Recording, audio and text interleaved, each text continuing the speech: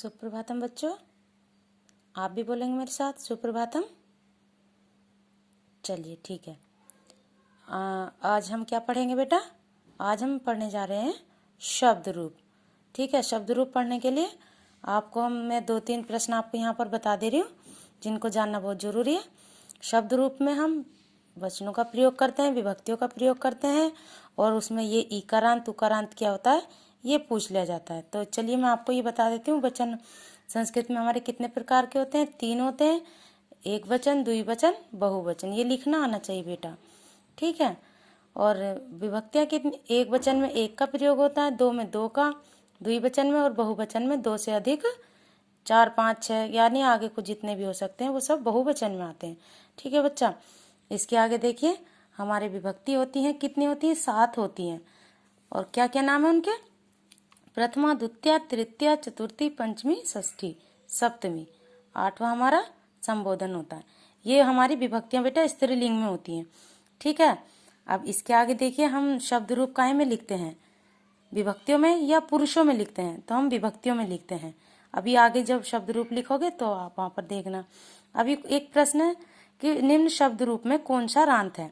यानी आपने देखा होगा किताब में, जब आपके पास, यदि आपके पास व्याकरण की किताब ले रखी होगी तो उसमें लिखा होगा कि बालक अकारांत, पिता ये वो पितृ ऋकारांत। इस प्रकार से ये रांत लिखे होते हैं। नदी ईकारांत। तो ये क्या होते हैं ये आपको समझाने के लिए मैंने यहाँ कुछ शब्द लिखे हैं। देखिए, राम, हरि, बालिका, पितृ, रमा, नदी, बालक। तो बेटा रांत यानी जिस शब्द में लास्ट में जो ध्वनि निकलती है वह वही रांत बन जाता है। जैसे राम, म खाली बोलोगे तो म में काय की अ की ध्वनि आ रही है तो इससे बन गया अका रांत। हरि ईकारांत, बालिका आकारांत, पितृ ऋकारांत, रमा अकारांत। और इनके नाम से आपको विधिवत याद हो जाएगा कि हमारा ये स्त्रीलिंग है या पुल्लिंग है। ठीक है बेटा। जैसे राम खाना खाता है तो पुल्लिंग है, पता चल गया आपको। और आप ऐसे नहीं बोल सकते उसको कि राम खाना खाती है नहीं, ठीक है ना। तो ये आपको जैसे नाम, कोई भी चीज़ है घर में आपको पता करना है कि ये स्त्रीलिंग है या पुल्लिंग है। जैसे आपके घर में टीवी है तो आप क्या बोलोगे? टीवी चल रहा है या टीवी बंद कर दिया, तो वो क्या हुआ? हमारा पुल्लिंग हुआ। या पर्दा फट गया, ठीक है, या दरवाजा टूट गया। आप ये नहीं लिखोगे दरवाजा टूट गई। तो इससे हमारा स्त्रीलिंग पुल्लिंग आदि का पता चलता है। ठीक है। मम्मी खाना बना रही है। रही है का प्रयोग हम स्त्रीलिंग के लिए करेंगे। आपने कभी ये नहीं सुना होगा कि मम्मी खाना बना रहा है। ठीक है बेटा। तो ऐसे जब हम शब्द वाक्य में प्रयोग करके देखेंगे तो हमें स्त्रीलिंग और पुल्लिंग का पता चलेगा। चलिए आइए हम शब्द रूप लिखते हैं। देखो बेटा, शब्द रूप लिखने के लिए आपको इस प्रकार से सारणी बनानी है जिसमें लिखना है विभक्ति, एक वचन, द्विवचन, बहुवचन। ठीक है। इसी प्रकार से आपको कॉपी में अच्छे से करना है।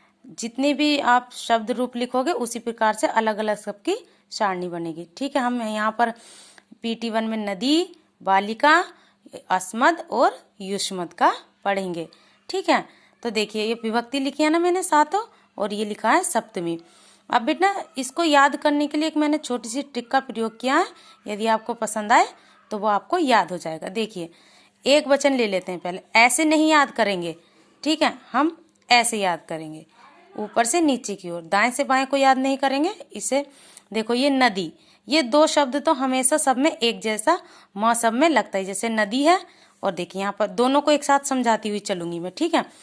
नदी बालिका, ये बालिका का है, ये नदी का। तो जैसा लिखा है वैसे लिखा है। जैसे यहाँ पे बाली काम, क्योंकि ये हम बालिक का पूरा नाम है तो यहाँ पे म जोड़ा है, और यहाँ पे नदी पूरा नाम है तो यहाँ पर भी म जोड़ा है। अब इससे आगे देखिए बेटा, तृतीय से सप्तमी तक ये जोड़ा हमने ध्या, ध्यय, ध्या, ध्या, ध्याम। आप बोलेंगे ध्या, ध्यय, ध्या, ध्या, धाम। यानी इससे पता चलेगा कि आपने नदी जब आप लिखेंगे तो बेटा इसमें जब हम लिखते हैं ना तो नद्या हो जाता है, वो द नहीं लिखते। ठीक है। तो आपने जैसे बोला, आपने ये ध छुपा दिया तो हो गया आपका नद्या। फिर आपने ध्य बोला नद्य, और फिर आपने बोला नद्या नद्या, और फिर बोला धाम, तो आपका हो गया नद्याम। ध्या ध्याय ध्या ध्या ध्याम, ध्या ध्याय ध्या ध्या ध्याम। तो आपका एक वचन पूरा हो जाएगा और ये 2 तो हमारे सब में एक जैसे ही चलेंगे। ठीक है बेटा। आप किसी भी शब्द रूप में देख लेना, आपको सब एक जैसे ही मिलेंगे। अब देखिए द्विवचन में आपका 2 3 2 लिखा हुआ है। इसमें क्या करना है, ध्यो ध्यो, यानी जैसा ऊपर है वैसा ही नीचे। ऊपर के 2 एक जैसे होंगे, फिर 3 एक जैसे होंगे और फिर 2 एक जैसे होंगे। ये आपको याद करना पड़ेगा, नद्यो नद्यो। ठीक है, जैसे बालिके बालिके। अब बेटा तृतीया चतुर्थी पंचमी, हर शब्द की एक शब्द में भ्याम भ्याम जोड़ते हैं। अगर वो नदी का शब्द रूप है तो नदी भ्याम, वो बालिका का है तो बालिका भ्याम, वो बालक का है तो बालका भ्याम, यदि वो मुनि का है तो मुनि भ्याम। ठीक है बेटा, सब में भ्याम भ्याम जोड़ देते हैं। तो नदी भ्याम नदी भ्याम नदी भ्याम, नद्यो नद्यो, दोनों एक से हो गए। ये 3 एक से, ये 2 एक से। ऐसे ही नीचे बालिके बालिकाभ्याम बालिकाभ्याम बालिकाभ्याम, बालकयो बालकयो। ठीक है, अब इधर देखेंगे बेटा, ये लिखा है नद्य, ये नदी, यहाँ पर विसर्ग लगा, ये बहुवचन का है। अब देखिए यहाँ से फिर एक जैसा स्टार्ट हो जाता है। द्विवचन तक ज्यादातर बदलते हैं बेटा, बाकी सब एक जैसा रहता है। ठीक है, जैसे यहाँ द्विवचन देखो बेटा, ये बदला हुआ, बालिका बालिका, नद्य नदी। फिर देखिए यहाँ पे आ गया नदी भी बालिका भी, नदीभ्य बालिकाभ्य, नदीभ्य बालिकाभ्य, नदीनाम नदीषु, बालिकानाम बालिकाषु। ठीक है, तो ये हमारा हमेशा एक जैसा चलता है। अब बालिका के लिए बेटा मैंने यहाँ पर प्रथमा विभक्ति के ज्यादा आते हैं पूछने के लिए, क्योंकि ये इजी होते हैं, ये बच्चों को जल्दी पता चल जाता है, इसलिए इसका मैंने लिखा है या यै या यहयाम, या यै या यहयाम, ध्या ध्यै ध्या ध्या ध्याम। यदि आपने ये याद कर लिया तो आपको प्रथमा विभक्ति से सप्तमी विभक्ति तक पूरा पता चल जाएगा। संबोधन में बेटा जो हमारा ऊपर लिखा होता है प्रथमा विभक्ति हमारी संबोधन भी होती है, बस उसके आगे हम ह जोड़ देते हैं। ठीक है, इसके आगे हमें अस्मद और युष्मद के लिखने हैं। आइए चलिए उसको भी देखते हैं। चलिए बेटा देखिए, वो कौन से थे हमारे, वो हमारे संज्ञा शब्द रूप थे, ये हमारे सर्वनाम शब्द रूप हैं, यानी जो संज्ञा के बदले बोले जाते हैं। जैसे अहम में मैं हो जाता है, ठीक है, तो ये हमारे वो वाले शब्द रूप होते हैं, और मैं की जगह संज्ञा शब्द रूप में उसका नाम लिया जाता है। ठीक है, तो ये अस्मद, संस्कृत में अस्मद यानी मैं के लिए बोलते हैं, ये हमारे सर्वनाम शब्द रूप हैं। ठीक है बेटा, अब इसको याद करने के लिए देखिए, अहम माने मैं होता है। ठीक है, अहम, माम, मया, मह्यम, मत, मम, मई। इसको कैसे याद करना है अब मैं आपको बताने जा रही हूँ, देख। ठीक है, अब ये अस्मद और ये युष्मद, यानी अस्मद माने मैं, युष्मद माने तुम। तो ठीक है, ये मैं आपको नीचे बताऊंगी, अभी मैंने नीचे देखिए ट्रिक लिखी हुई है, आपको ये याद हो जाएगी। अब आवाम माने हम दोनों होता है, द्विवचन में हम दोनों के लिए लिखेंगे, और वयम माने हम सब। अब यहाँ पे भी बेटा इसी प्रकार से 2 3 2 का प्रयोग चलता है, 2 एक जैसे, 3 एक जैसे। और देखिए जैसे आपने इधर ये शब्द रूप में दिख रहा होगा कि सब में यो जुड़ता ही है। देखिए यहाँ पे आवाम आवाम, आवाम माने हम दोनों, युवाम माने तुम दोनों, तो दोनों एक जगह एक जैसा आ गए। यहाँ पे आवाभ्याम आवाभ्याम आवाभ्याम, और यहाँ पे युवाभ्याम युवाभ्याम युवाभ्याम। ठीक है, यहाँ पे आवयो आवयो, और यहाँ पर युवयो युवयो। सर्वनाम में हम संबोधन को नहीं लिखते हैं। यहाँ पे देखिए बेटा बहुवचन है, वयम माने हम सब। मैं आपको ये वर्ड मीनिंग कराने वाली हूँ जो आपको जल्दी याद हो जाएंगे। और यूयम माने तुम सब, इंग्लिश में भी यू माने तुम होता है, तो यू यम यानी तुम सब, यू माने तुम, वाम माने दोनों, तुम दोनों, और तुम माने तो तुम होता ही है। ठीक है बेटा, तो देखिए यहाँ पे लिखा है आसमान, क्योंकि यहाँ अस्मद के हैं। यहाँ पे लिखा है युष्मान, क्योंकि ये युष्मद के हैं। यहाँ पे लिखा है अस्मा भी, यहाँ पे लिखा है युष्मा भी। यहाँ पे भी विसर्ग लगेंगे बेटा। ठीक है, अब यहाँ पे लिखा, देखिए ये कई बार हम भूल जाते हैं।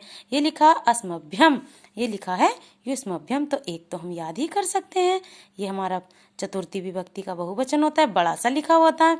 ये लिखा है अस्मत्, ये लिखा है युष्मत्, ये लिखा है अस्माकम, ये लिखा है युष्माकम, और ये लिखा है अस्मासु, ये लिखा है युष्मासु। तो ये बहुत कितने आसान है बेटा, आप स्वयं देखेंगे। अब देखिए इसकी जो मैंने यहाँ पर टिक प्रयोग की है वो अस्मद एक वचन की है, यहाँ पे युष्मद एक वचन की है। अहम माम मया मह्यम मत मम मयि जी, अहम माम मया मह्यम मत मम मयि जी। ठीक है, इसको याद कर लेंगे तो आपका पूरा अहम माम मया मय्यम मतमम मयि जी, ये जी जो लगाया है ये लाइन को पूरा करने के लिए वैसे ही लगाया है इसको, ठीक है, ताकि इसकी लय आए। तो ये पूरा हमारा सब एक लाइन आपको याद हो जाएगी। तो ये प्रथमा विभक्ति के हमारे सारे याद हो जाएंगे। देखिए, अहम माम मया मय्यम मत मयि मयि जी, ठीक है, मत मम मयि जी। बेटा यहाँ पर मत मम मयि जी, अहम माम मया मय्यम मत मम मयि जी, ये हमारा क्या हो गया? देखिए 1 2 3 4 5 6 7 सप्तमी विभक्ति तक हो गया। ऐसी युष्मत का देखिए बेटा, त्वयं त्वाम त्वया तुभ्यम, त्वयं त्वाम त्वया तुभ्यम, त्वत्तव त्वयि जी, ठीक है। ये आप एक लाइन याद कर लोगे ना बेटा, एक एक लाइन, तो आपको ये बहुत आसानी से याद हो जाएंगे।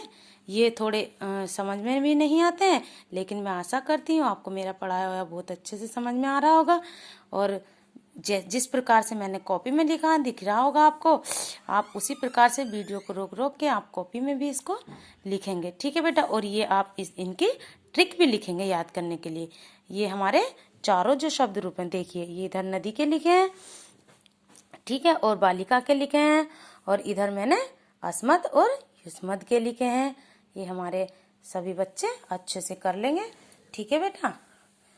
Okay, bye bye.